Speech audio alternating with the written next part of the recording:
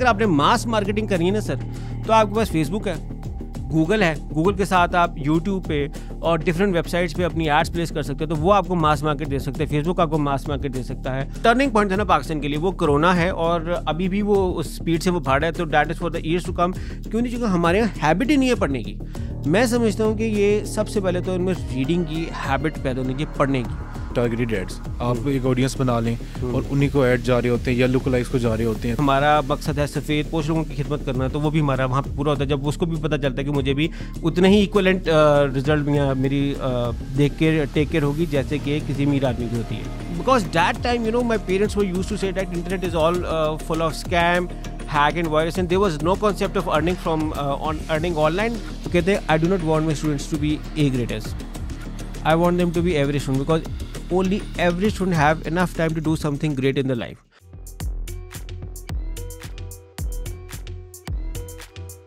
Assalamu alaikum everyone. Welcome back to another podcast of True Essence series by FutureFest. I am Sharoz Malik, the project manager of Ijal Labs and event director of FutureFest.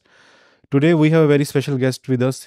He's an owner of a Google partner firm and he's one of the top 10 bloggers of Pakistan. अस्सलाम वालेकुम भाई, कैसे हैं आप? वालेकुम अस्सलाम, मैं ठीक ठाक अल्हम्दुलिल्लाह, अल्लाह का शुक्र। आप सुनाएं शिरोज, कैसे हैं आप? I am good. So let's start with your early journey. So what was your educational background and how you got into marketing? Okay, my educational background is I have done BB honors from LSE. Apart from this, I'm also a Google certified advertising professional, Facebook Meta certified advertising professional, as well as an owner of a Google partner company. And now your question is how I started, or how I started, because I belong to a business family, and in my early childhood days, when there was a discussion all around in the home regarding business. So that is how you may have heard like, you get business from inheritance, something like this, was happened with me. And that is how it got my early interest in this field. And that is how I, went to online industry, and that is how I started digital marketing. So you were from Lahore, right? Ji. So can you tell me a little bit about your childhood? Was there any interest in marketing at that age, or were you interested in something else at that time? Because as I told you, like I belong to a business family, and that was, how I started how I got my interest in business and marketing. And, internet was a very new thing back in those days. I used to use internet from Nextlinks and Wall. There was a 56 kbps dial-up connection. We had to pay like 50 rupees for an hour. And that is how, I started online chatting. I used to, scroll MIRC chat, Yahoo chat room the whole day, because I wanted to do something. And that thought of doing something, that position, came from a father, because, because he was discussing, about business all the day, and, he wanted us to be something, great. So although he is a very successful person himself, so which he also wanted his children to be successful. So that is how, I started. And I was, while studying, I had no other option except computer, internet. And so I started browsing, I started working on, I want to make money online. And that was a very new thing back in those days. I got SEO certified back in 2004. And because that time, my parents were used to say that internet is all full of scam, hack and virus. And there was no concept of earning from earning online. So they were very curious about how you will be able to earn. So, but I prayed to Allah. So Allah subhanahu wa ta'ala helped me a lot in guiding me the right way. So that is how, I started my early career, and that is how I got my success. Ali bhai, as you know, digital marketing हमेशा evolve करती रही है. तो अब तक कौन सा ऐसा स्टेज था जिसमें you think that was the golden era of digital marketing? अच्छा, मैंने जो बैक जब मैं 2004 में SEO एक्सपर्ट बना था, that was the very time कि जब पाकिस्तान में इतनी ज़्यादा डिजिटल मार्केटिंग इतनी मशहूर नहीं थी, पाकिस्तान में इतना टच नहीं था, बाहर तो था और बाहर लोग करते थे। 2014-15 एक टाइम था जब एक मेजर शिफ्ट आया, बिकॉज उस टाइम हमने क्या देखा था कि 2014 में ना से पहले डेस्कटॉप और लैपटॉप प्राइमरी सोर्स होता था विजिट्स का किसी भी वेबसाइट पे। बट 2014-15 के बाद क्या शिफ्ट हुआ, मोबाइल और स्मार्टफोन्स का एक इंक्रीज हुआ, लोगों ने टाइम ज़्यादा स्पेंड करना शुरू कर दिया मोबाइल डिवाइसेस पे। बाहर की बात कर रहा हूँ, तो वहाँ से बड़ा ट्रेंड शिफ्ट हुआ, लोग इस पे चले गए।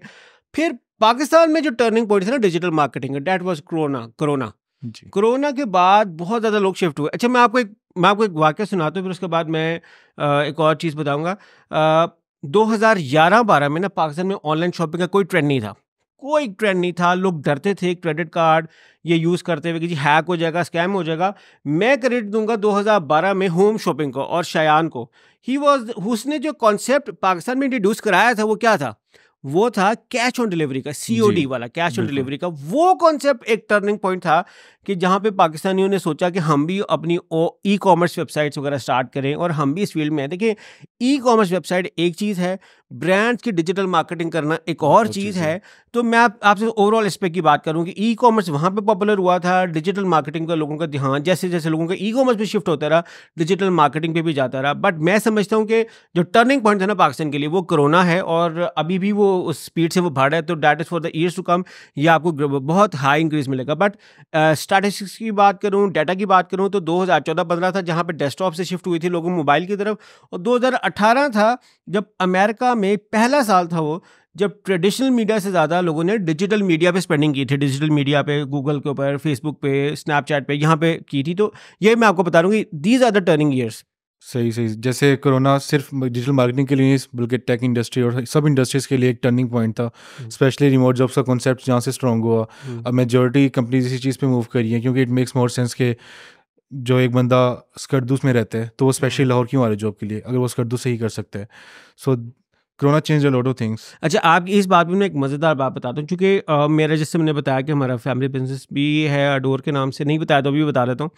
तो हम हेयर डाई कॉस्मेटिक्स का काम भी करते हैं। तो हमने जब पाकिस्तान में सेल करना शुरू किया या डाटा लिया, तो मैं अंदाज़ा हुआ कि हमारी परसेप्शन क्या थी कि जो ऑनलाइन शॉपिंग साइट्स हैं या ये जो ऑनलाइन साइट्स हैं, इनकी ज़्यादा पसंदीदगी जो है ना वो कहाँ पे होती है? वो होती है एलीट क्लास और ऊपर के लोगों में। जैसे हम कहते हैं ना, लाहौर की क्रीम क्लास है वो इसको पसंद करेगी, बड़े शहरों की क्रीम क्लास इसको पसंद करेगी।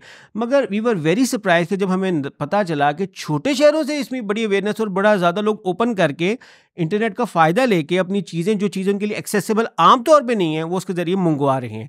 तो ये एक चीज़ है कि खाली बड़े शहरों के लिए नहीं, छोटे शहरों के लिए भी बड़ा अच्छा और पॉजिटिव वे है जिसके साथ लोग दुनिया के साथ, जैसे कहते हैं, कनेक्ट हो सके। तो ये छोटे शहर बड़े शहरों से इस तरीके से कनेक्ट हो गए। सही सही सही। जैसे एक सेइंग है कि crisis creates an opportunity. Yes, Covid ने वो किया पूरी दुनिया के साथ। ऐसे। और अब हम देखें तो Covid it's like completely gone.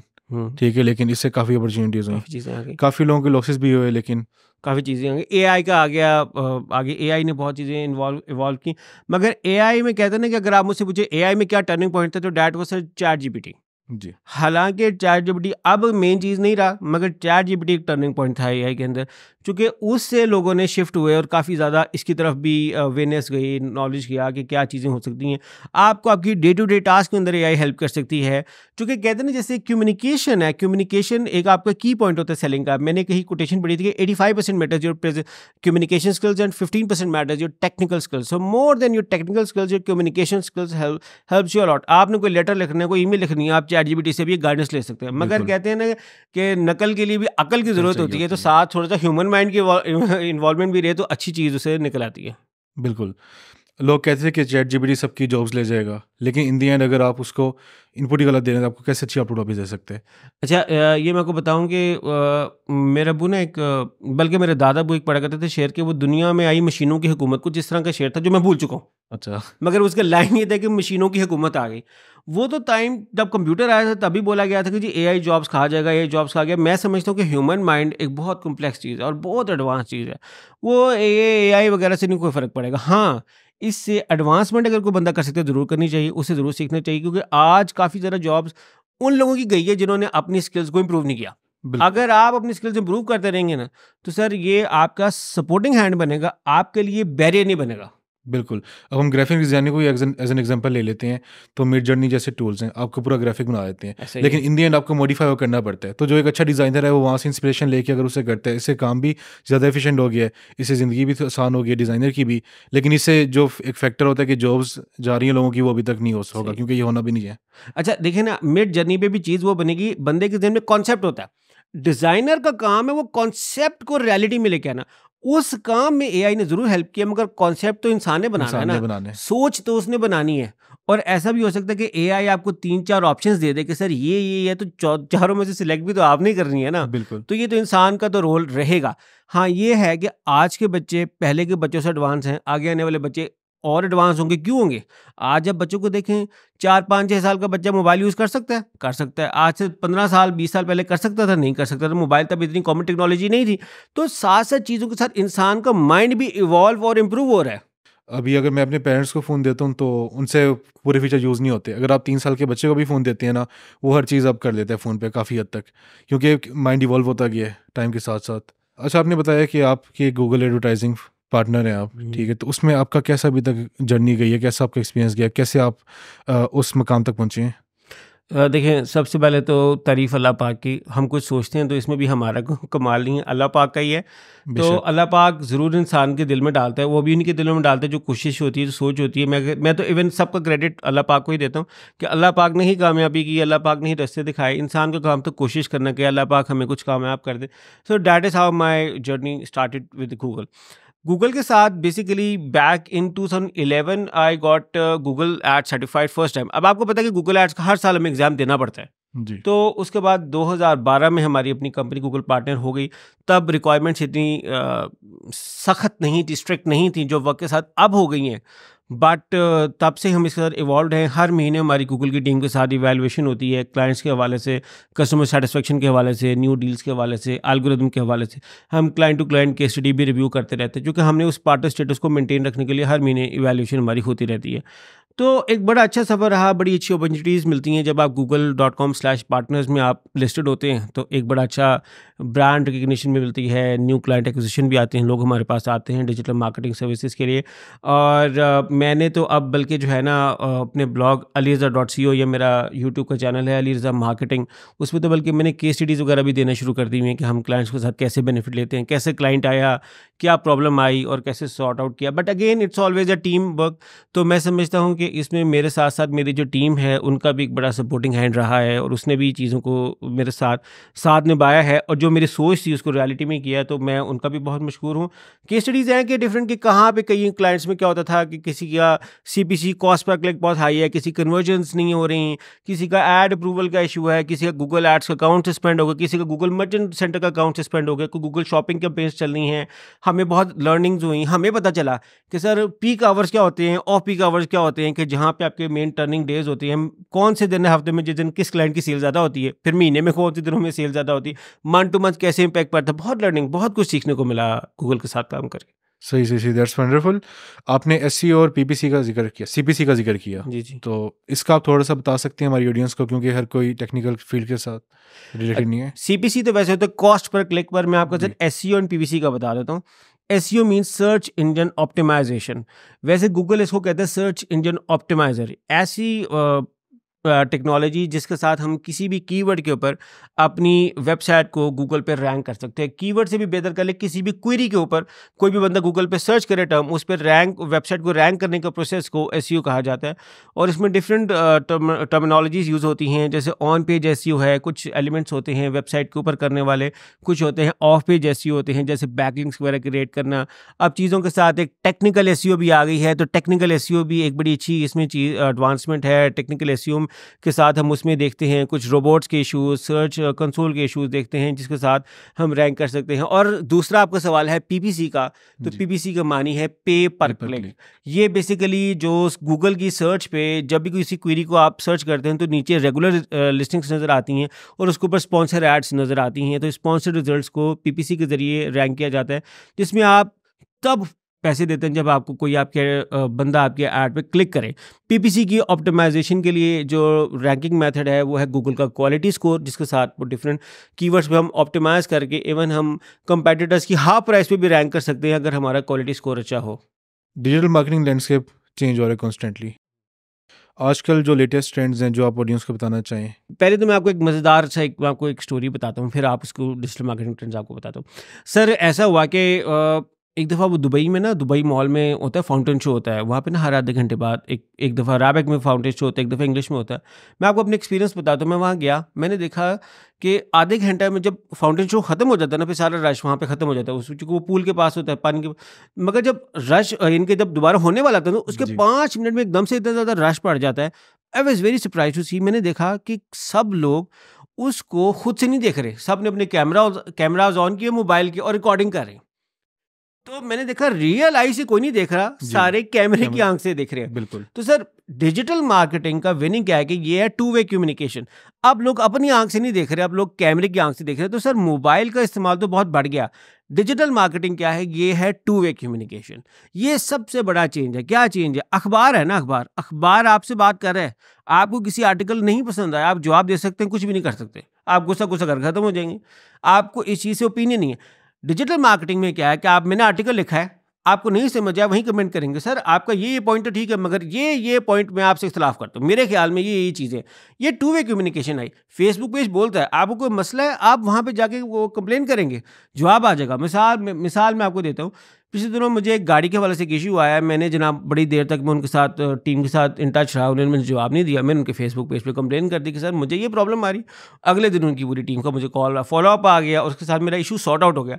तो सर डिजिटल मार्केटिंग के साथ टू वे कम्युनिकेशन ऑन हुई और उससे हाली हमें नहीं बल्कि ब्रांड को भी फ़ायदा हुआ, ताकि पता चल सके कि उनके स्टाफ भी क्रॉस चेक हो रहा है हमारा। जैसे मैं आपको एक अडोर के बताता हूँ, एक बंदे ने कल जो है ना, उसने मुझे कंप्लेन की कि जी हमें हेयर कलर नहीं मिल रहा और मैंने ये शॉप्स पे देखे नहीं मिला, तो प्लीज़ आप कुछ कर सकते हैं। हमने उसको जो है वहीं आज के दिन हमने डिस्पैच भी करवाया, कलर भी डिस्पैच कराया और हमने उन शॉप्स को शॉर्टलिस्ट करके हमने वहाँ पे अपनी टीम भेजी कि हमारा वहाँ पे बंदा जाए और जाके मेक श्योर करे कि हमारी अवेलेबिलिटी हो। ये कैसे हुआ? उसने हमें फेसबुक पे टच किया, हमने वहाँ से पता चला और हमने उसको वहीं ऑनलाइन लिंक दे दिया, दराज कीजिए, आप दराज से ऑर्डर कर लें।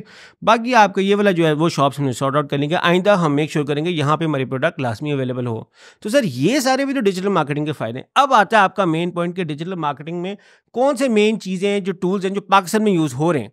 तो सर अगर आप डिजिटल मार्केटिंग चैनल्स की बात करें तो सर देखिए पाकिस्तान में ना नंबर 1 पे फेसबुक है, विजिट के हवाले से, स्पेंड के हवाले से नंबर 1 पे यूट्यूब है।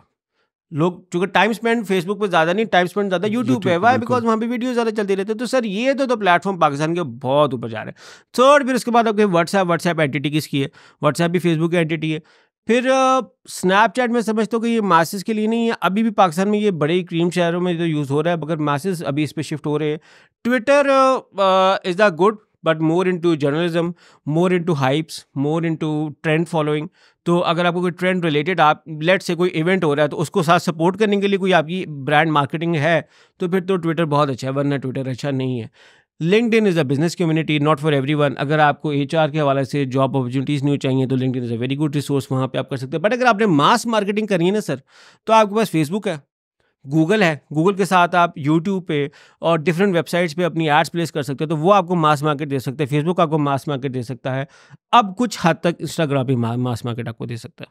जैसे आपने बताया अभी ट्विटर, स्नैपचैट और लिंक्डइन का, ये तो एक बिल्कुल सिलेक्टिव ऑडियंस है, मैसेज तो सारे फेसबुक पे हैं। अब जो मुझे सबसे इंटरेस्टिंग चीज़ लगती है वो टारगेटेड एड्स। आप एक ऑडियंस बना लें और उन्हीं को ऐड जा रहे होते हैं या लुकलाइक्स को जा रहे होते हैं, तो एक बड़ी अच्छी चीज़ है जिससे आपका एड स्पेंड भी कम हो रहा है, आपकी मार्केटिंग भी इफेक्टिवली हो रही है। हाँ बिल्कुल सही, मगर इसमें भी ना आपको खुद से सोचना भी पड़ता है। देखिए मिसाल के तौर पे एक परसेप्शन है मेरी कि यार मेरा प्रोडक्ट का ऑडियंस कौन है, एक है जो मुझे मार्केटिंग करके टेस्ट करके मुझे रिजल्ट मिलेगा, वो एक विनिंग आपकी चीज़ है। और वो तभी होगा जब आप मास मार्केट के बजाय स्मॉल ग्रुप्स को बनाकर टारगेट करें। इवन फेसबुक भी स्मॉल ग्रुप के साथ आपको टेस्टिंग एक्सपेरिमेंट करने पड़ेंगे, फिर पता चलेगा कि आपके लिए कौन सी एरियाज मोस्ट वर्किंग हैं, किन एरियाज में आपको ज़रूरत है डेवलपमेंट की, और कौन से एरियाज हैं जहाँ से आपकी सेल्स इस्टेब्लिश्ड है। आप फ्यूचर में क्या देखते हैं कि डिजिटल मार्केटिंग में अभी अपकमिंग ईयर्स में, आज से 2 साल 3 साल बाद क्या एडवांसमेंट्स आने वाली हैं? एआई का यूज़ बहुत बढ़ने वाला है, बहुत ज़्यादा चीज़ों में एआई मैं देखता हूँ कि डिजिटल मार्केटिंग में आएगी। और अगेन छोटे लेवल पे, एंट्री लेवल पे जॉब्स भी फिनिश हो सकती है, मगर एआई ने भी न्यू जॉब्स भी क्रिएट की हैं, तो मैं उसकी तरफ देखता हूँ। और मैं समझता हूँ कि इंसान को अपनी स्किल्स को वक्त के साथ साथ इम्प्रूव करना चाहिए। क्योंकि अब मैं आपको एक बात बताऊँ मैं, कि गूगल की जो एसईओ की अपडेट्स है ना, पहले आती थी साल में एक आती थी। जी। अब क्या है कि हर 2 महीने बाद नई अपडेट आ रही होती है, हर 2 महीने बाद न्यू गूगल सर्च की अपडेट आ रही है। तो वो चीज़ें बढ़ गई हैं, एडवांसमेंट्स बहुत ज़्यादा बढ़ गई हैं। जो उनके एल्गोरिदम है वो चेंज हो गए, लोगों का सोचने का तरीकाकार बदल गया, तो उसका इम्पैक्ट इन पे भी आता है। ये भी, और देखिए एआई ने ना एक चीज़ जो सबसे बड़ी मैं कहता हूँ कि एआई में और पहले में फ़र्क है कि एआई ने ना सोचने की, मशीन को सोचने की सलाहियत दे दी। बिल्कुल। ये वो एडवांसमेंट है जिससे मैं समझता हूँ जो डिजिटल मार्केटिंग में और आएगी और आपको बहुत हेल्प करेगी। आपने बताया कि आपका एक हॉस्पिटल भी, आप हॉस्पिटल रन करते हैं, आप थोड़ा सा उसके बारे में बताना चाहेंगे?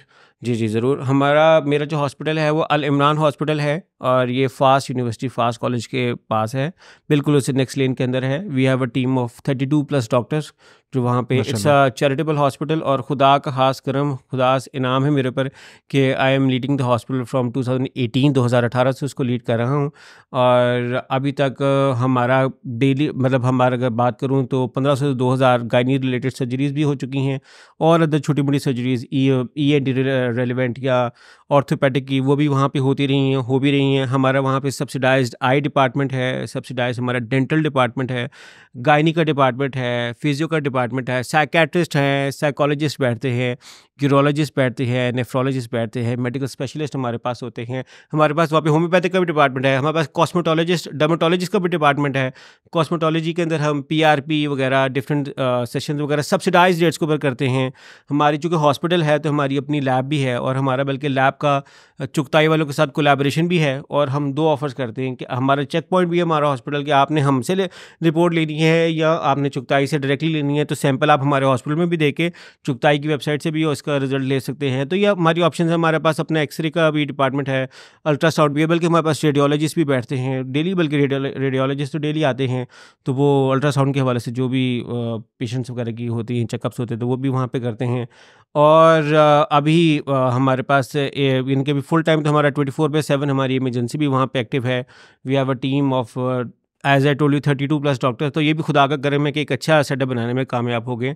और वहाँ पे एक हमारा मोटो है, वो है कि यही है इबादत, यही दीनों ईमान के दुनिया में काम आए इंसान के इंसान। तो इसके साथ हम बिला किसी जो है ना किसी नज़ल रंग के हम वहाँ पे करें, और कोशिश यही है कि वहाँ पे अमीर और गरीब सब आके जब एक जगह से इलाज कराते हैं, तो वो जो हमारा मकसद है सफ़ेद पोश लोगों की खिदमत करना, तो वो भी हमारा वहाँ पे पूरा होता है। जब उसको भी पता चलता है कि मुझे भी उतने ही इक्वलेंट रिजल्ट मेरी देख के टेक केयर होगी जैसे कि किसी अमीर आदमी की होती है। माशाल्लाह, दैट्स अ ग्रेट इनिशिएटिव। मैं दोबारा मार्केटिंग पे वापस आऊँगा। अब जैसे मैं एक नॉन टेक्निकल बंदा हूँ, मेरा मार्केटिंग से इतना ताल्लुकात नहीं है। अब मैं चाहता हूँ कि मार्केटिंग में करियर परस्यू करना, तो मेरे लिए अभी नेक्स्ट स्टेप्स क्या होंगे? मार्केटिंग में ना ग्रोथ भी बहुत है, और एंट्री अब मार्केटिंग में ना लोग जो है ना सेलमैन होता है ना, वो भी समझता है कि मैं मार्केटिंग कर रहा हूँ। हर बंदा अपने आप को मार्केटिंग समझता है। तो सर इसमें ना ग्रोथ की अपॉर्चुनिटी बहुत ज़्यादा है। सबसे पहले तो आपका माइंडसेट होना चाहिए। मैं समझता हूँ कि आपको आपकी रीडिंग और लर्निंग कैपेबिलिटीज़ बढ़नी चाहिए। आपको जो डिफरेंट मार्केट में ब्रांड्स हैं उनको पढ़ना चाहिए, वो कैसे बने, कैसे इस्टेब्लिश हुए, कैसे ऊपर गए। मैं कहता हूँ कि इनकी केस स्टडी से बंदा बहुत लर्न करता है। जैसे मिसाल के तौर पे एक ब्रांड था RC कोला, जो अब आना बंद हो गया है। क्या हुआ, कैसे हुआ, पता चला जी एडवर्टाइजिंग उसकी बंद हो गई, तो ऐसे ऐसे ब्रांड ही लोगों की नज़र से भी चला गया, सोच से भी चला गया। शायद आपने कभी RC कोला पी हो, मगर आपको मेरे कहने से याद आएगी RC कोला, क्योंकि उसने मार्केटिंग करना बंद कर दी, तो नजर आना बंद हो गई। मार्केटिंग में विनर्स देखें। अब क्या है कि आपके सामने पैम्पर है, पैम्पर नहीं, इसका असली नाम है डायपर, मगर उन्होंने नाम ही इतना मशहूर कर दिया कि लोग उसको कहते ही पैम्पर है। वो जो है फ्रिज, बेसिकली फ्रिज एक कंपनी थी जो खुद बंद हो गई, मगर उसने नाम चेंज किया। असल में जो है रेफ्रिजरेटर, बिल्कुल। लोग उसको क्या कहते हैं, फ्रिज चाहिए। जी। फिर आईफोन ने भी आगे कहा गया, आईफोन ने भी मोबाइल फ़ोन का नाम चेंज करके आईफोन रख दिया। तो ये सब चीज़ें कि आप किसी चीज़ के बारे में सोचें, तो जो चीज़ आपके जहन में आए, इसे कहते हैं to top of the mind. ये चीज़ आप कर जाएंगे, ये चीज़ आप सीखेंगे कैसे ब्रांड्स ने अपने आप को टॉप ऑफ द माइंड बनाया। अब मिसाल के तौर पे किसी ने पिज़्ज़ा खाना है। अब हालांकि पाकिस्तान में पिज़्ज़ा हट बंद हो गया हुआ है, हालांकि मुझे पता है 3 जगह पे फ्रेंचाइजी चल रही हैं, पैकेजेस मॉल, एम्पोरियम मॉल और एक और जगह पे। बट पिज़्ज़ा खाने तो मेरे जहन में सबसे पहले क्या चीज़ क्लिक करती है, पिज़्ज़ा हट। ये वो मार्केटिंग है, ये वो TM है जिसके साथ क्रिएट हुआ है कि लोगों ने पिज़्ज़ा हट, पिज़्ज़ा का नाम भी वो चीज़ आती है। ये मार्केटिंग, ये आप सीखें इसके बारे में। अगेन मार्केटिंग में ना बहुत ज़्यादा चीज़ें प्रैक्टिकल टेस्ट करके भी आती हैं, तो थियोरेटिकल पार्ट हेल्प ज़रूर करता है। मगर अभी आपने चूँकि बेस बनानी है और आपने इसमें एंटर होना है, तो आपको थियोरेटिकल में ये पढ़ें, केस स्टडीज़ देखें, कैसे ब्रांड्स ने अपने आप को TM बनाते हैं, ब्रांड्स क्या स्पेंड करते हैं, कौन कौन से मीडिया चैनल्स हैं, डिजिटल मीडिया कौन सा है, ट्रेडिशनल मीडिया कौन सा है, ऑफलाइन मीडिया कौन सा है, कौन कहाँ पे करता है। तो इससे आई थिंक बड़ा अच्छा आप स्टार्ट ले सकते हैं। सही। अपने RC कोला का जिक्र किया। कोका कोला भी मार्केटिंग अब देखें वो खुद नहीं बेचते। उनका ब्रांड ऐसे है कि वो सप्लायर्स बेचते हैं। तो उनका काम ही नहीं मार्केटिंग करना, लेकिन वो यही फैक्टर है कि मार्केटिंग करते हैं ताकि RC कोला की तरह उनका क्लोज ना हो जाए। बिल्कुल। ऐसे ही आप देखिए कि ब्रांड्स का तो काम है स्पेंड करते रहना, ताकि लोगों के जहन में आए ना। आप देखें ना, असल में वो क्या चीज़ है, वो ड्रिंक है, मगर आप उसे क्या कहते हैं, यार मैंने कोक पीनी है। कोक तो ब्रांड का नाम है। बिल्कुल। उनकी ब्रांडिंग इतनी मशहूर हो गई कि उन्होंने कहा यार मैंने पेप्सी पीनी है। ये पेप्सी ड्रिंक का नाम नहीं है, ये तो असल में सॉफ्ट ड्रिंक है। या इसका जो भी इसका लोगों ने मार्केटिंग इतनी की हुई है कि लोग उस ब्रांड के नाम, उस रियल नाम के बजाय ब्रांड का नाम यूज़ करते हैं। तो दैट इज मार्केटिंग। बिल्कुल, वो एक माइंडसेट बन गया लोगों का कि सॉफ्ट ड्रिंक नहीं पीनी, पेप्सी पीनी है। पेप्सी पीनी है। बिल्कुल बिल्कुल। अच्छा, आपने मुझे अच्छा एक मशवरा दिया, लेकिन ये है कि अगर मैं चाह रहा हूँ कोई स्किल्स जैसे एसईओ है, इस तरह के डिफरेंट डोमेन्स हैं, तो इसमें से बेस्ट आजकल कौन सा रहता है अच्छा, मैं स्टार्टर के लिए? मैं स्टार्टर में अगर मैं आप मुझे कहें ना पाकिस्तानी अवाम के हवाले से मैं आपको बताऊं तो सर, मैं जितना पाकिस्तानी अवाम को जानता हूँ ना, तो ये पढ़ने पढ़ने की आदी नहीं है, इनको जी। पढ़ने का शौक नहीं है। ये एक बहुत बड़ा इशू है पाकिस्तानी मार्केट में, बहुत बड़ा इशू है, आपकी ग्रोथ में हिंड्रेंस है कि आपको रीडिंग की आदत ही नहीं है, आपको पढ़ने का शौक ही नहीं। भाई आपने उन बुक्स के अलावा जो तो आपको टीचर ने गन पॉइंट पे आपसे पढ़ाई है, उसके अलावा आपने कितनी बुक्स पढ़ी हैं? मैं लोगों से सवाल करूँगा, बस इसका जवाब नहीं है। क्यों नहीं? क्योंकि हमारे यहाँ हैबिट ही नहीं है पढ़ने की। मैं समझता हूँ कि ये सबसे पहले तो इनमें रीडिंग की हैबिट पैदा होनी चाहिए, पढ़ने की। तो बहुत अच्छे ब्लॉग्स अवेलेबल हैं। इवन आप, मेरा ब्लॉग है alisir.co, मैंने 500 से ज़्यादा आर्टिकल लिख लिए हैं उसके ऊपर। वो मुझे पता पाकिस्तान में पढ़ते कोई नहीं है, तो पाकिस्तान में वो मैं ज़्यादा टारगेट भी नहीं करता, मैं टारगेट भी बाहर की मार्केट को जी। करता हूँ। इवन जो मैंने यूट्यूब का चैनल बनाया है सर, मैंने वो अली मार्केटिंग मैंने इंग्लिश वाला बनाया है। क्यों? क्योंकि मुझे पता है पाकिस्तानी लोगों ने पढ़ना थोड़ी है, पाकिस्तानी लोगों को क्या चाहिए? Make money online. पाकिस्तानी लोगों का स्किल डेवलपमेंट पे फोकस नहीं है, उनका पैसे कैसे को बने। अच्छा यार, ये सब छोड़ो, मैं पैसे कैसे कमाऊं, मुझे जुगाड़ दो, मुझे ये चीज़ दो।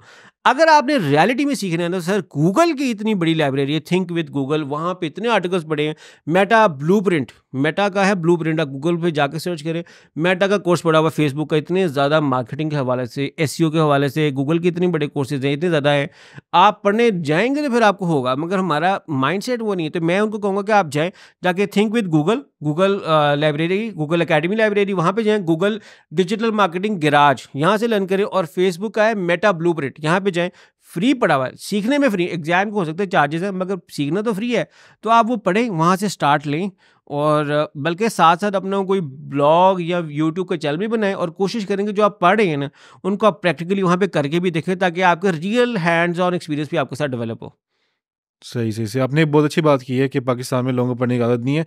असल में हमारा जो सिलेबस होता है उसी ने हमें ख़राब कर दिया। अब मैंने डिग्री की हुई है सिविल इंजीनियरिंग में, सही है। और उसमें मैंने 4 साल जो कुछ पढ़ा है ना, मैं ये कह सकता हूँ कि मैंने 6 हफ्ते फील्ड की इंटर्नशिप में उससे ज़्यादा चीज़ें टेक्निकल सीख ली थी, क्योंकि इतनी रेलिवेंट चीज़ें बताती हैं जो आपको फील्ड में कभी काम ही नहीं आनी, की ज़िंदगी में कभी काम ही नहीं आनी। तो अगर हमारे मुल्क में ये हो जाए कि हमारे सिलेबसेस रिवाइज हो जाएं, जैसे आपको पता है 10th क्लास की बुक्स पता नहीं कितने सालों से कोई उसमें स्टोरी, मैं नाम भी भूल गया हूँ, आती थी। तो हमारा सिलेबस बहुत रिवाइज होने वाला है, हम अभी भी कुछ 30 साल 40 साल पीछे रह रहे हैं। तो ये चीज़ हमारे मुल्क में होनी चाहिए। बाकी अली भाई, मेरी साइड से इतना ही था। आप क्लोजिंग में आप कोई मशवरा देना चाहें हमारी ऑडियंस को, मेरे जैसे यंग लोगों को जो मार्केटिंग करना चाहते हैं? मैं ज़्यादा आइडियल, मेरा दिल पता है किससे बात करने का, मेरा दिल करता है स्टूडेंट्स के साथ बात करने का, जो बैचलर्स में हों या मास्टर्स में हों। मैं उनको टारगेट करना चाहता हूँ। मैं उनको कहना चाहता हूँ कि यार, आपके पास ये टाइम, मुझे ना जैक मा का एक कोटेशन उनकी है। वो कहते हैं, I do not want my students to be a greatest, I want them to be average student, because only average student have enough time to do something great in the life.